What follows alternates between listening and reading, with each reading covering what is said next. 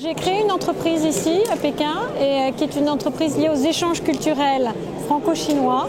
Donc nous accueillons des artistes chinois et des artistes français et bientôt des artistes en résidence, c'est-à-dire que nous sommes sur le point de créer la première résidence d'artistes français à Pékin.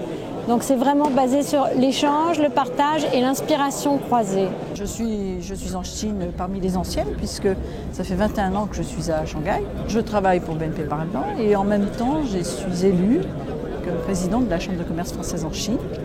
Et la Chambre de commerce française en Chine, ça rassemble à peu près 1300 membres. Nous avons 5 bureaux en Chine, à Pékin, à Canton, à Shanghai, à Wuhan et à Shenzhen. Et ce qui est intéressant, c'est que nous avons, opté pour la formule d'être une chambre unique en Chine. Je m'occupe d'Alstom, je suis responsable d'Alstom pour l'ensemble des activités d'Alstom en Chine.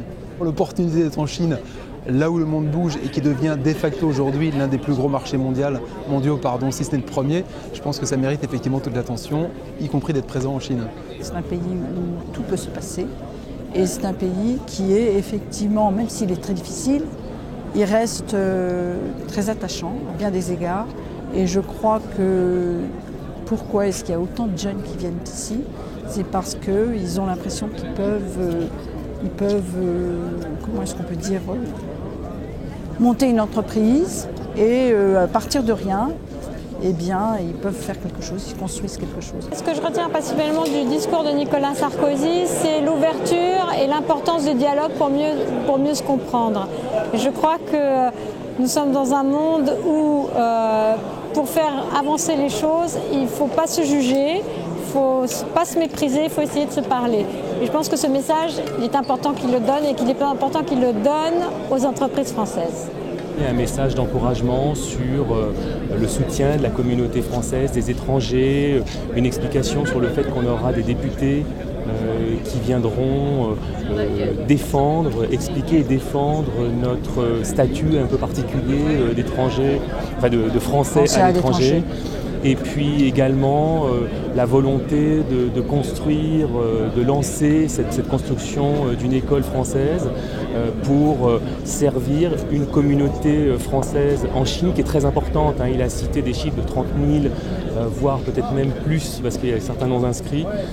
Donc c'est une communauté importante et donc pour faire vivre cette communauté, on a besoin que l'État fournisse des services. Et il a d'ailleurs mentionné quelque chose de très important, c'est qu'il souhaitait que cette école soit gratuite, c'est-à-dire qu'on n'ait pas à payer de forts frais de scolarité comme c'est le cas actuellement. Donc des messages, je dirais, importants pour soutenir notre communauté et finalement développer l'activité économique et soutenir l'activité économique française en Chine.